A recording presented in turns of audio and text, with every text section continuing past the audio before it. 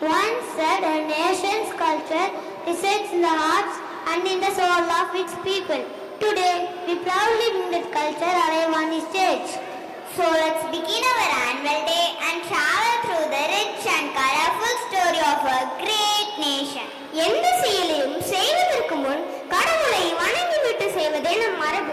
கலைகளுக்கெல்லாம் அரசியான, கல்விக்கு அதிபதியான